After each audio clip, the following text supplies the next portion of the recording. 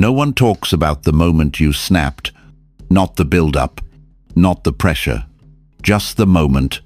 When your voice cracked, your fists clenched, and your words hit harder than they should have. Maybe it happened in traffic, or in a meeting, or with someone you love. That flash of heat, that second where something inside you lost the wheel. And right after, it wasn't power you felt. It was regret. But here's the truth. No one says out loud, it wasn't them that broke you. It was your reaction. You weren't attacked. You were untrained. Your mind had no structure. Your breath had no anchor. And your emotions? They ruled you. Most men live here, reacting to everything and wondering why nothing changes. But what if the problem isn't the pressure? It's your relationship to it. What if your reactions aren't strength? They're leaks? They told you to fight back, to never stay silent, to defend yourself instantly. But no one taught you how to hold the line when the fire starts rising in your chest. No one taught you that real power isn't loud. It's calculated, still, chosen. That's where this begins. With a shift, from this moment on, we don't react, we respond. Because the next moment you lose control might cost you more than your pride. It could cost you your peace, your respect, your future. And by the end of this video, you won't just understand why that matters. You'll be equipped to do it. You'll walk away with the mindset, the framework, and the daily tools to rebuild your emotional discipline from the inside out, so that next time the world tests you, you won't snap. You'll see it. You'll breathe. And you'll lead. Let me ask you something before we go deeper. When was the last time you stayed silent, and it gave you back your power instead of taking it away? Drop it in the comments. I read every one. This is not motivation. This is mental training. Let's begin. The weak reaction that broke you. You didn't plan to lose control. It just happened. One moment you were composed. The next, your voice rose, your heart pounded, and words came out that didn't match the man you thought you were. Maybe it was in traffic, maybe at home, with someone you loved, or maybe it was in front of people who now look at you differently. But that moment stuck, and deep down, you knew. It wasn't them that broke you. It was your reaction. You see, every man has a line.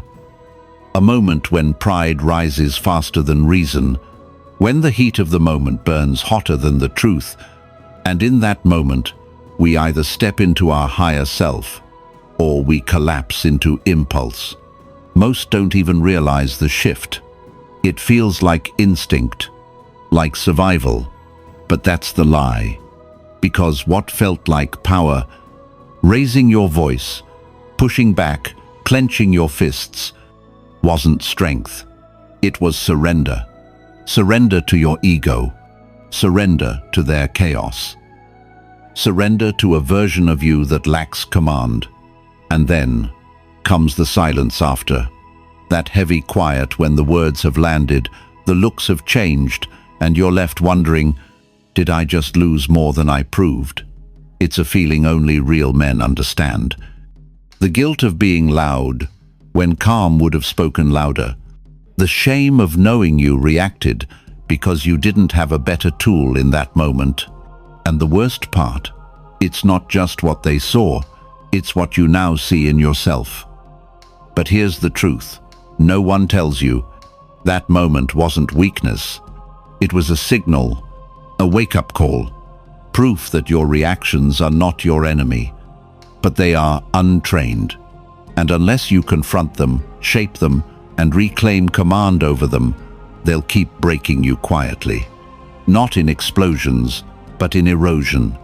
Bit by bit, they'll cost you respect, relationships, and peace. Emotional strength isn't about never feeling anger. It's about not letting anger steer the wheel. It's not about never being provoked. It's about never handing over the keys of your character when you are. As Epictetus once taught, it's not what happens to you, but how you respond that matters. But let's take it deeper. Your response is your identity in motion. Every reaction is a vote for the man you're becoming. So if you want to become unshakable, respected, remembered not for noise but for presence, you don't need to yell louder. You need to train sharper. This is where it begins. Not with revenge, not with performance, but with command, quiet, intentional, and earned. Not in the moment of pressure, but in the discipline before it ever comes. Because the next time it happens, and it will, you won't react like the man who lost it. You'll respond like the man who found himself. The inner war you never talk about. There's a war going on inside you. Not the kind people can see. It doesn't show up on your face until it's too late. It's quiet, hidden beneath routines, conversations, and smiles. But it's real, and you feel it. Every time someone crosses a line, every time pressure builds, every time you say, "I'm fine," but your chest is burning, your jaw tight, your fists clenched beneath the table. Most men never talk about this war. Hell, most don't even realize they're fighting one. They think it's just stress, or bad timing, or someone else being disrespectful. But deep down, it's not the world that's creating the chaos. It's your mind, untrained, reacting to everything as if it's a threat. You weren't born this way. You were conditioned, taught, maybe by a father who never paused, only exploded, maybe by a culture that told you real men respond fast and loud, maybe by heartbreak, betrayal, failure. All the moments that taught you reacting was safer than feeling. But what no one told you is that when you react instantly, you forfeit command. When you explode, you empty your power, and the worst part? It feels like strength in the moment, until you see the damage left behind. That's the trap. Your nervous system has been programmed for speed, not wisdom, for defense, not discernment. And unless you learn to interrupt the cycle, it will keep hijacking your manhood. You'll be a puppet pulled by every trigger, a storm disguised as strength, a man who looks powerful but moves like prey. You need to understand this. The real battlefield isn't out there. It's in here, between stimulus and response, between what they say and what you do with it. And if you don't learn to claim that space, someone else will fill it for you. Their tone, their insult, their chaos, their energy. This war is about ownership of your thoughts, of your breath, of your reactions. Because if your emotions control your mouth, your hands, your decisions, you've already lost. Marcus Aurelius once said, "The soul becomes dyed with the color of its thoughts." And let that settle in. If your thoughts are reactive, impulsive, chaotic, your identity starts to reflect that, and slowly, the man you could have been gets buried under the man you keep becoming. So how do you reclaim control? Not through suppression. That's just another mask. You don't win the inner war by pretending you're not angry. You win by transforming the anger into awareness, by stepping back before you step forward, by making silence your ally, not because you're scared, but because you're calculating, focused, grounded. You respond not to prove anything, but to preserve everything you've built. Your respect, your clarity, your legacy. This takes training, not once, not when you feel like it. Every day, like a fighter before the match, like a sniper before the shot. You rehearse calm. You breathe when there's no fire, so you know how to breathe when it burns. That's what this war demands. Not perfection, not numbness, but presence, restraint, reprogramming. Because the man who wins the war within doesn't need to win arguments. He doesn't need to clap back. He doesn't need to raise his voice. His stillness says what chaos never can: I am not yours to disturb. And that, right there, is real power. So the next time the pressure rises, the tone shifts, the insult lands, you'll feel the heat. That's okay. You're human, but you'll also feel something else. A quiet voice rising in your chest whispering, wait. That's your training, kicking in. That's your power, returning.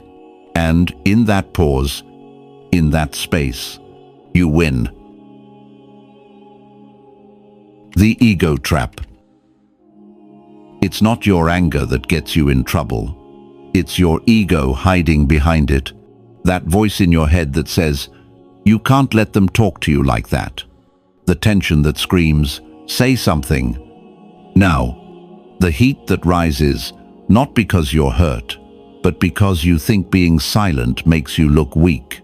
That's not your instinct talking. That's your ego. And it's loud. It's reactive. It's addicted to defense. And worst of all, it knows how to sound like strength when really it's just fear wearing armor. Most men confuse ego for power. But ego doesn't protect you. It provokes you.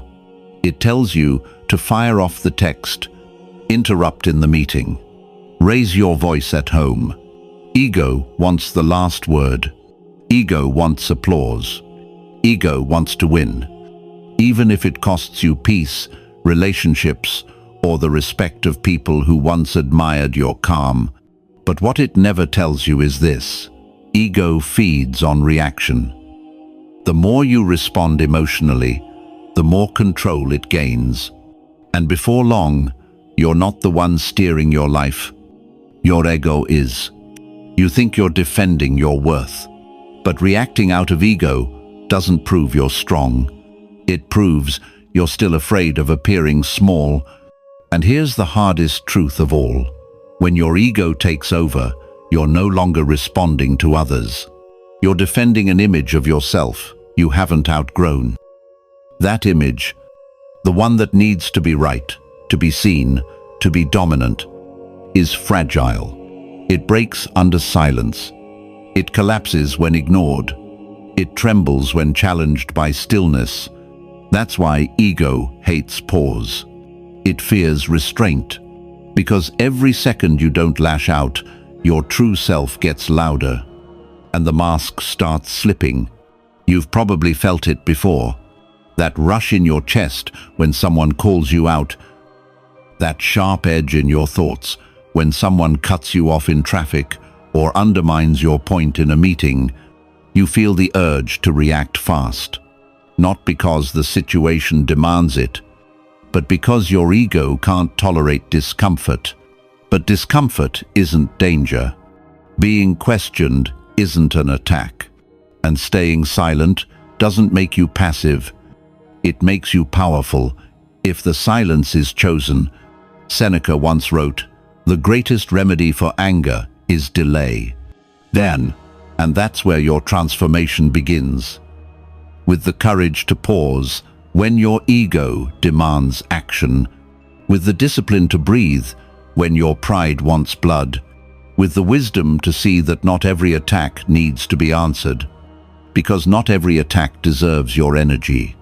Ego tells you that being right is more important than being respected, but a man who needs to win every battle eventually loses the war. You don't need to prove yourself to anyone.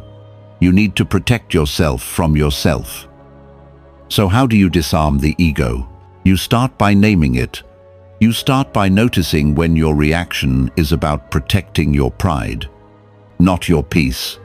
And in that space of awareness, you create a gap, a moment where the old you would explode and the new you simply watches, breathes, waits. That's not weakness.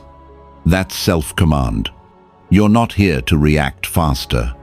You're here to respond smarter. You're here to walk into pressure and choose what kind of man walks out. Because at the end of the day, it's not your ego that people respect. It's your restraint. Not your volume, but your composure. Not your dominance, but your discernment. The man who can be challenged and remain unshaken. The man who doesn't need to defend every slight. The man who pauses while everyone else explodes. That man commands not just the room, but himself.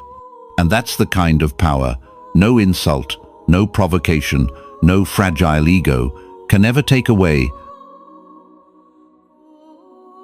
Rule 1. Never reward the provoker. Not every insult is worth a response. Not every jab deserves your energy. Some people don't want a conversation. They want a reaction. And the moment you give it to them, you lose. They win not because they were right, not because they were stronger, but because they got you to break character, because they pulled you down to their level, because they reached into your chest, touched the most fragile part of your pride, and watched you bleed out words you'll regret later. This is the provoker's game. They live for the moment you snap. They bait, they poke, they twist, because they know most men are trained to defend, not discern. They want you loud. They want you unstable. They want you emotional. Why? Because a man who reacts is easy to control. But here's the truth they don't expect you to know. Silence is not surrender. It's strategy. Stillness is not weakness. It's proof of power. And your refusal to react is the sharpest blade you'll ever carry. When someone tries to provoke you, what they're really doing is asking you a question: will you give me power over your peace? And every time you answer with anger, sarcasm, or defensiveness, you say, yes, but not anymore. From this moment forward, you don't give them the reward they're looking for. You don't flinch. You don't fire back. You don't dance for their dysfunction. You let them choke on their own chaos while you remain unmoved. Cleanthes, one of the earliest Stoics, said that the wise man is unshaken by insult, just as the barking of dogs doesn't move the mountain. That's who you become. The mountain. Not because you lack emotion, but because you've mastered it. Not because you're numb, but because you know the difference between real threats and emotional bait. And here's the shift. You stop taking the bait because you no longer need the fight. You no longer need to prove you're right, strong, smart, or dominant. You prove it in how little you let petty people affect you. Imagine this. Someone mocks you in public, tries to humiliate you, throws a verbal punch hoping you'll explode.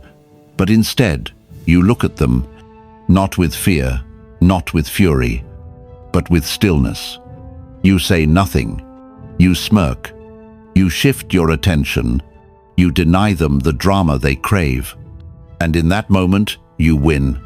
Not just the moment, but the power dynamic, because when you don't react, they don't know what to do. Their control collapses. Their voice gets smaller. Their ego becomes exposed, and your presence becomes louder than anything they said. That's the rule. Never reward the provoker. Let them squirm in the silence you leave behind. Let them realize your power can't be summoned by their noise. And if they push harder, stay still. If they get louder, stay calm. Because the one who controls his reaction controls the room. Rule 2. Delay. Observe. Strike. There's a split second that can change everything. A pause. Barely noticeable to the outside world, but inside you, it's the battlefield. Between impulse and intention. Between pride and precision. Between saying something just to feel strong and saying nothing because you already are. That moment is where your power lives. Most men waste it. They let it slip. They fire off the message, the insult, the comeback. Fast, sharp, unfiltered. It feels good for 10 seconds. But 10 hours later, they're replaying it, regretting it, realizing that the shot they fired was really a shot at themselves. And the worst part? They didn't even think. They just reacted. This rule changes that. Delay. Observe. Strike. Not because you're scared, but because you're strategic. Because you're not interested in being the loudest voice in the room. You're interested in being the last one standing in the room, with respect still intact. Start with the delay. Not forever. Just long enough to catch the fire before it spreads. One breath, one beat, one heartbeat between the insult and your response. It sounds simple, but in that space, entire versions of you are being chosen. The man who says too much, or the man who says what matters. That delay is where your training kicks in. It's not about freezing. It's about calibrating. Real men don't act off emotion. They act off clarity. A breath doesn't make you weak. It makes you lethal. Because you're not reacting from the wound. You're responding from the weapon of restraint. Then comes the observation. You study everything. The tone, the body language, the intent behind the words. Most people only hear what's said. But you're listening to what's not said. You're tracking the real target. You're not thinking, how do I destroy them? You're asking, what do I need to protect? What outcome do I want? Musonius Rufus said, no man is free who is not master of himself. That mastery doesn't come from suppressing emotion. It comes from channeling it. When you observe without attachment, you gain options. And options are power. Finally, when the moment calls for it, strike. Not always with words. Sometimes with silence. Sometimes with a sentence that lands like a hammer. Not loud, not aggressive, but final, clean, indéniable. Because the goal is not to win the argument, it's to win the moment. To leave the room with your dignity untouched and your values unbent. To deliver impact without creating chaos. That's what makes this rule so dangerous to anyone who tests you. They don't see it coming. You're calm, but calculating. Quiet, but present. You don't react in the heat. They do. You wait. You watch. You move when it's time. And when you strike, it's decisive. Think about it. You're in a tense meeting. Someone calls your idea naive in front of the entire room. Every eye shifts toward you. Ego wants the mic, but you take one breath. You delay. You look up, not flustered, not flinching. You say, let's revisit that when we've seen the data. Simple, sharp, done. You just bought back power without raising your voice. You're texting with someone you care about. She sends something passive-aggressive. You want to defend yourself. Instead, you delay. You reread it. You observe. You realize she's hurting. You respond with clarity instead of conflict. And avoid 3 days of tension you would have created for nothing. This is what separates impulsive men from composed men. Boys chase reactions. Men choose response. The world remembers the second group. So from this point forward, train it. Build the pause. Strengthen the gaze. Sharpen the moment of impact. Let your enemies underestimate you. Let them believe you're passive, until you respond in a way that silences everything. Delay. Observe. Strike. And leave nothing for ego to clean up after. Rule 3. Let them feel the absence of your chaos. Sometimes the most powerful thing you can do is nothing. Not because you've given up, but because you've grown, because you've learned that not every disrespect deserves disruption. Not every provocation deserves your energy, and not every fire deserves to be fought. There's a moment that catches people off guard, not when you explode, but when you don't. When you don't flinch, when you don't argue, when you don't chase, explain, defend, or even dignify the chaos they just threw at you. That's when they feel it, the absence of your chaos, and it hits harder than any reaction ever could. Because when you walk away instead of engage, when you go silent instead of respond, when you protect your peace instead of prove your point, they're left in a room with only themselves, their noise, their guilt, their words echoing unanswered. That's not weakness, that's emotional dominance. It's what Epictetus meant when he said, "If someone speaks ill of you, do not make excuses. Instead say, 'He was ignorant of my other faults,' or 'he would have mentioned those too." End of. That level of self-possession doesn't come from arrogance.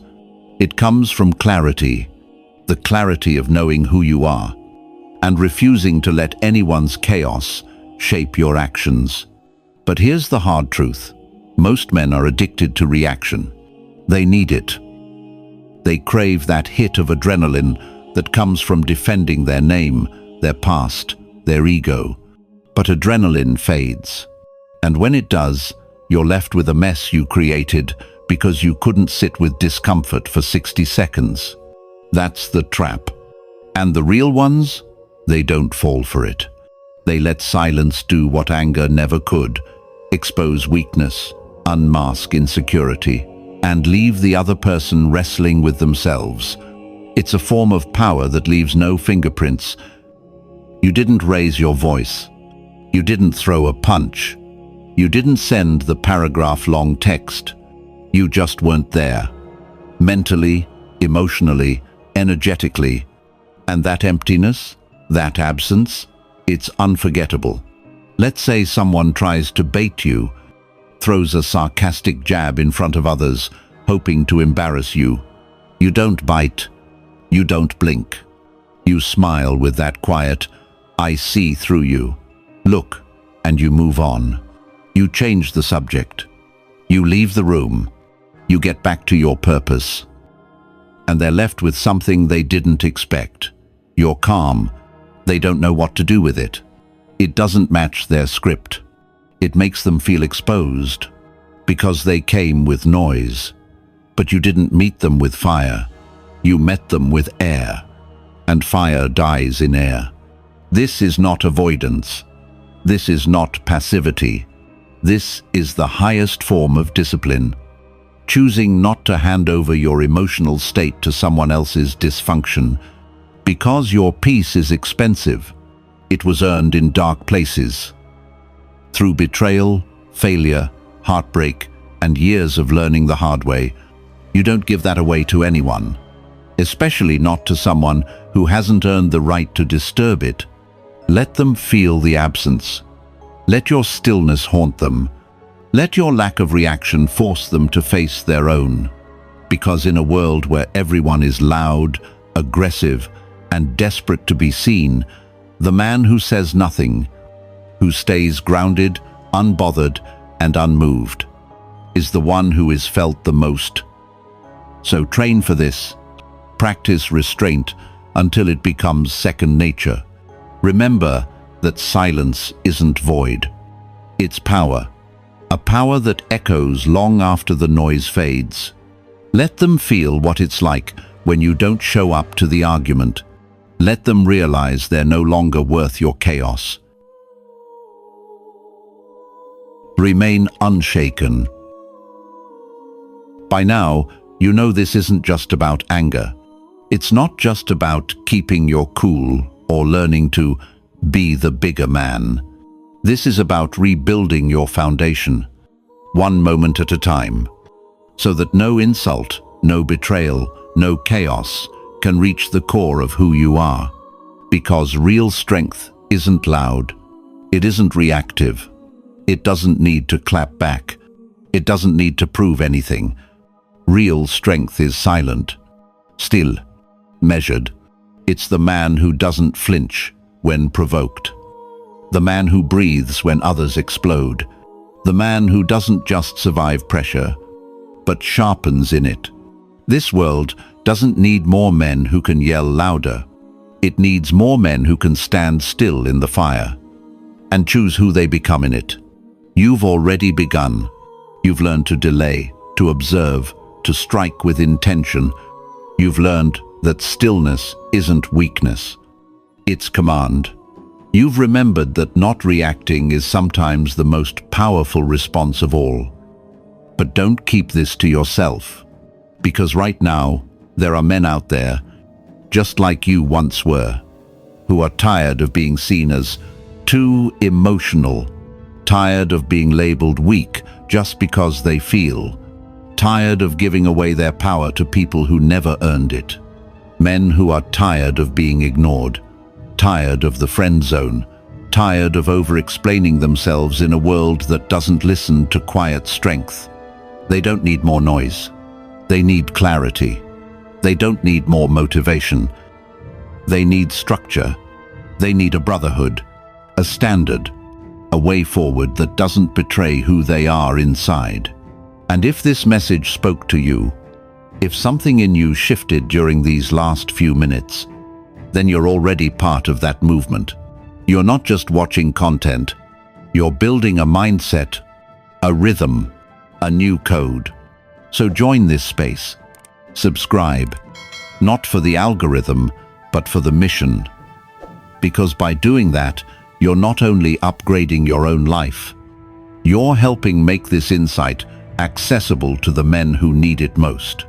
You're saying, we don't react anymore. We lead, in silence, with precision and purpose. I do. Let's change the narrative, one response at a time. And until the next video, stay calm, stay grounded, stay unshaken.